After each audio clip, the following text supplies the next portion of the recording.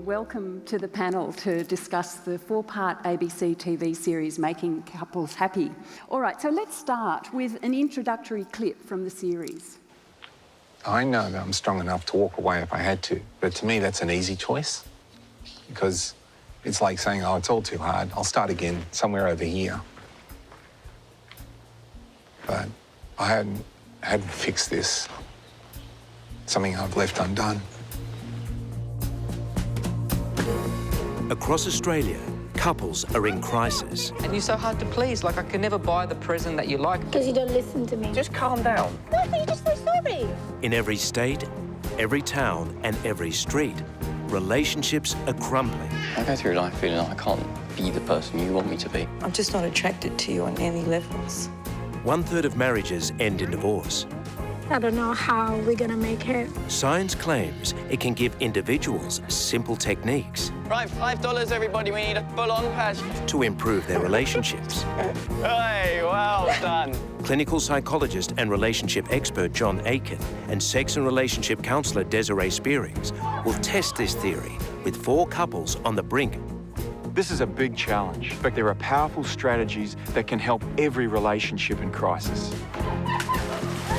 We want to give them baby steps in order for them to succeed. Over the next 8 weeks, they'll work with mind and body expert Anna Louise Bouvier. If you wait any longer, you're not going to have a marriage. Together, they'll attempt to revitalise the relationships using challenges. Oh my God. Turn to Paul and actually have a look at him. I can't. And powerful, scientifically proven techniques that have been shown to work. I'm trying my best, for God's sake. The couples will reveal vulnerabilities kept hidden for decades. That's all right, that's all right. Don't be scared of it. I will do my best to take down the wall and let you in. They'll receive intimate counselling, Here we've got your ideal sexual situation if you could have it all your way. push sexual boundaries, Oh, what is it that turns you on sexually? It's strange me asking you that question, but I'm going to ask it anyway. and learn skills that will alter their lives forever. I would just like to say how much I appreciate everything you do for our children.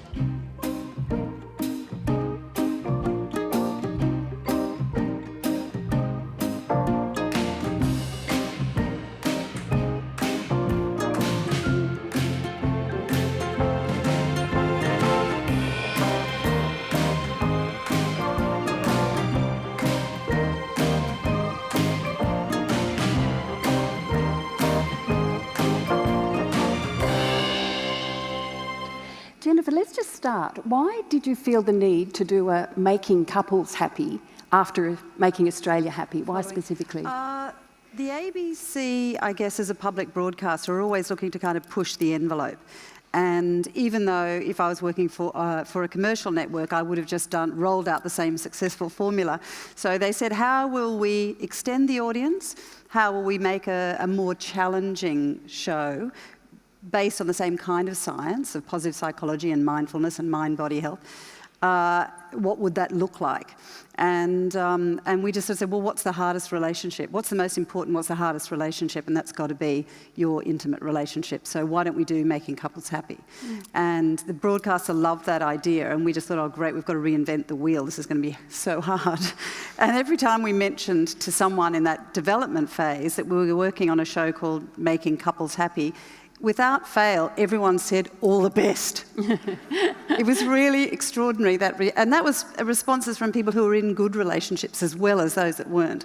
And so we knew at that stage it was either the best or the worst idea we probably ever had.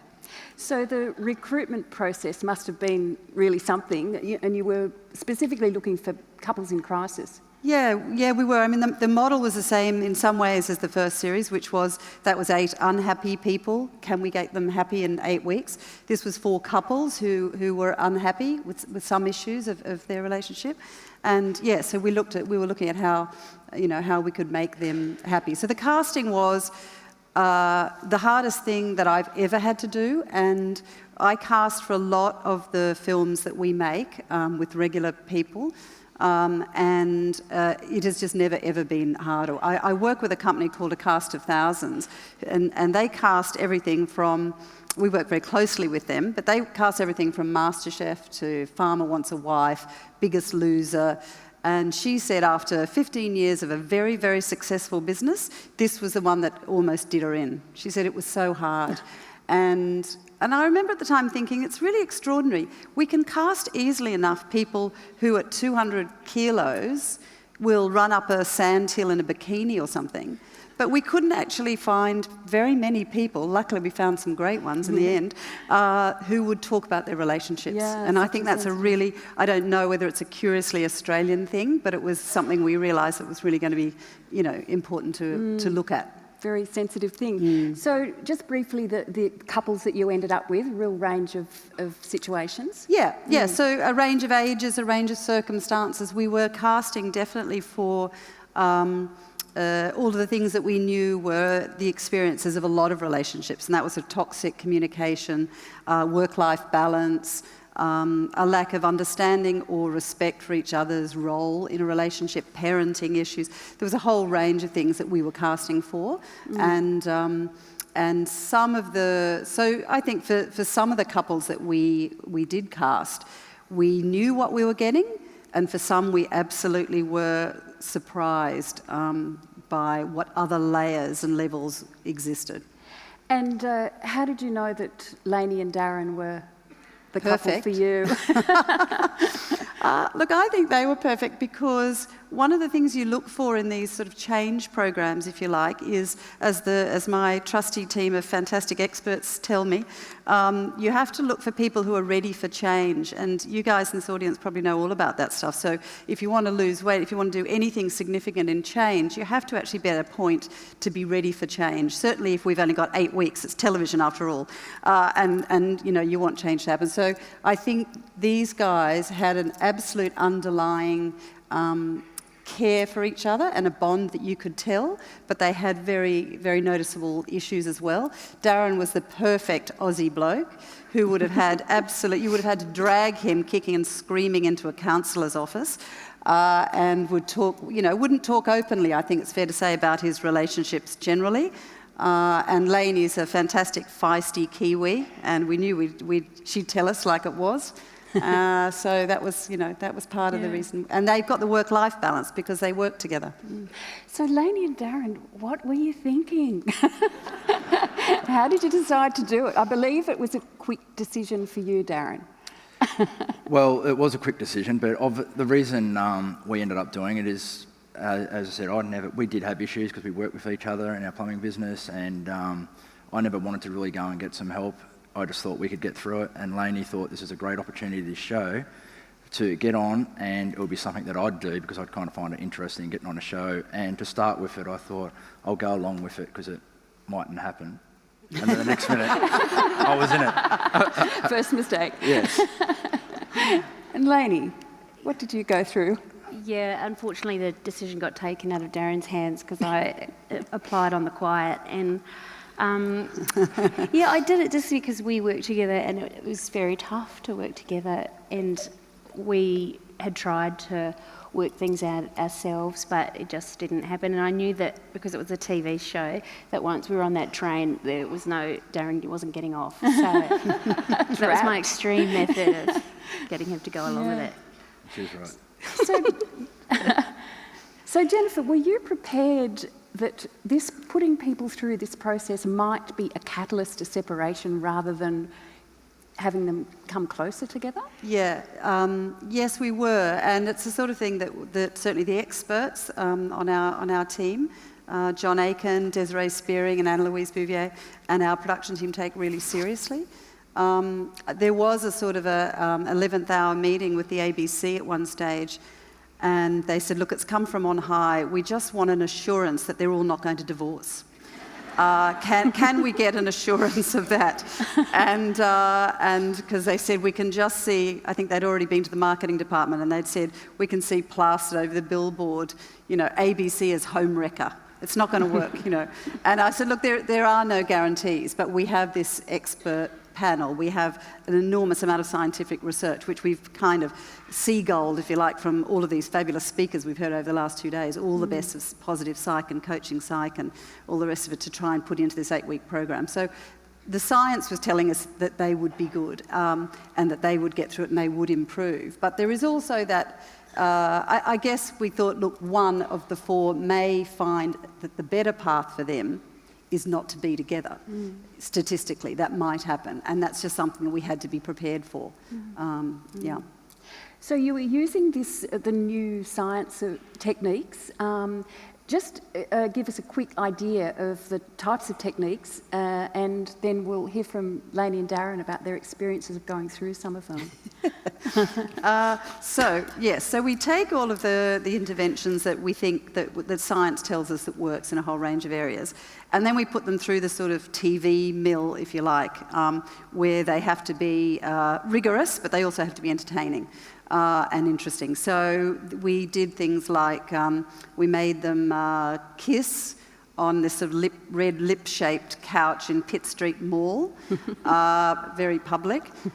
We made them write their own eulogy and then read those to us. We made them go shopping in a hardware store for paint tins covered in resentments. They had to pick all the resentments that they felt about their partner.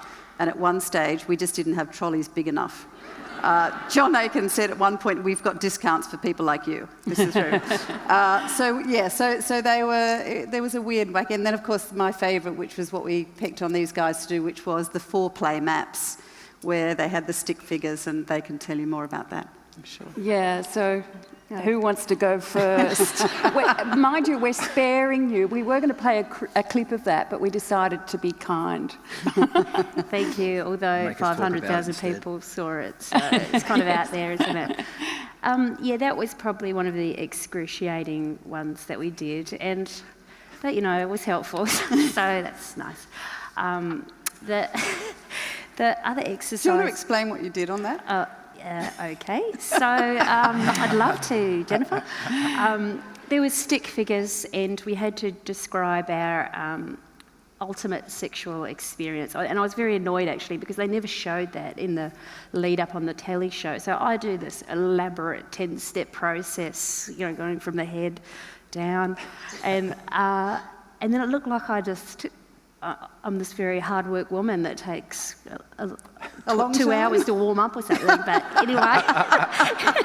So you dot through your body what you would like, and then your partner does the same, and you share it with each other so that you have actually a better understanding of what each other needs. And as Desiree puts it, men are the fire, and you just flick the switch and away they go, and Darren was 1, 2, 3, 4.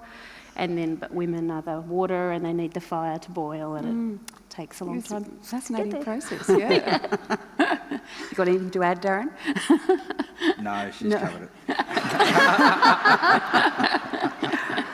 Okay. So Jennifer, how are the couples now? We'll hear from Lainey and Darren in a minute, but how are they 18 months down the track? Well, I was pretty excited that these guys agreed to come. I thought that was a good sign. They're all doing very well. So it's 18 months since we finished filming, and there's been some significant changes for some. So for any of you who've seen the program, Carla and Dom, the young, feisty Italian couple, Carla's now working in the family business, so she gets to spend more time with him. She's lost a lot of weight, and she's much, much healthier. And for Steve and Paula, they're about to go and live in Singapore, which she's delighted about because that sounds like help for the children. But yeah, and Alison and Paul are doing very well. They've had a fantastic family holiday recently, and I got a very beautiful email from them recently saying that things were going very well. So it's very gratifying. Yeah. And Darren and Lainey, how are things going now for you?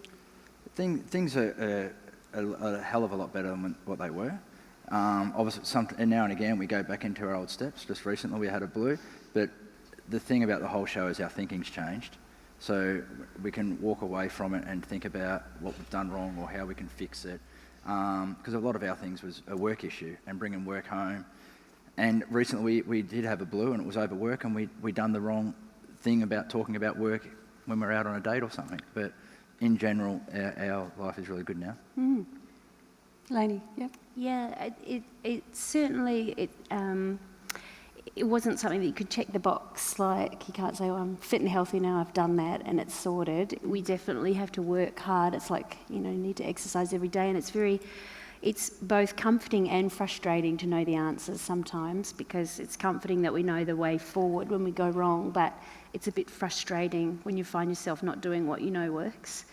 But like Darren said, when we get off track, we can pull ourselves back on track very quickly, and we know what steps we have to take. So we are significantly happier than we were when we started the show. Well, look, the time is just about run out, but we have to see the final clip. In the final episode, the couples were asked to write secret love letters to each other and read them out in front of the group. It was so moving, so let's see it now. The day you told me you loved me changed something in me. I'd never had that feeling of such joy. Just as our renovation was coming to an end, we fell pregnant. I remember you telling me at the front gate, and you're in tears of joy. Tried to finish the house as quick as we could, but our new little mate wanted to come early. The night we were in hospital and being told we have to have an emergency operation to remove our baby, I had no feeling. I must have been in shock. When they removed our Jack, I asked the doctor, is he going to be all right? And the response was, we can't give you an answer, but you need to spend time with him. I sat beside him for hours while he had wires on him, begging he stays alive so he can meet his mum. I remember saying to him, his mum is the most amazing person he'll ever meet. Jack started to get stronger, but you were getting sicker. When the doctors told me you may have to have a kidney transplant, I was heartbroken. I remember on that day I was in my work truck and just crying and thought how fucked my life would be without you. I wish I had told you that at the time. Then I got the opportunity to take you to him. As I pushed you in the wheelchair to meet him for the first time, from that moment on, you both got stronger. Then finally I got to have you both at home. Then we were learning to be a family, and we then also fell pregnant to our beautiful little girl. Reflecting on how and when it became very hard, I can now see that I've been a big part of the difficulties and where I went wrong. Always wanting to make sure you took your fair share of the blame. I often felt you were wrong and I was right, and I had to fight my corner. In the last weeks, I've learned so much about where I've been going wrong. Even though coming on this show has been difficult and at times downright embarrassing, I believe that we'll reflect on this decision and think it's one of the best we've made, after your marriage proposal, of course. Our relationship is going to be my key priority. More than anything, I want us to pour all of our energy into it. Not just for you and I, but also for our children. The greatest gift we can give them is to show how men and women love each other, respect each other, and how to build a wonderful life with another person. I love you. You'll always be my baby. I look forward to building a better relationship with you every day. P.S. I think I cut this short because I was crying about the past and laughing about the future. That's beautiful.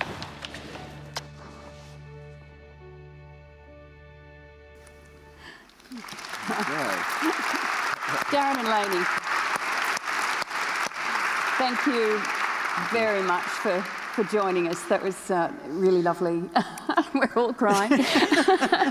And Jennifer Cummins, thank you very much for joining us. And I just wanted to let you know that Jennifer is working on making families happy, and she's interested in talking about recruitment right now. So if you'd like to bail her up, she'd be welcoming. You might not be unhappy, but someone will be. You'll know someone who is. That's right. Okay, thank you very much. Great, thank you.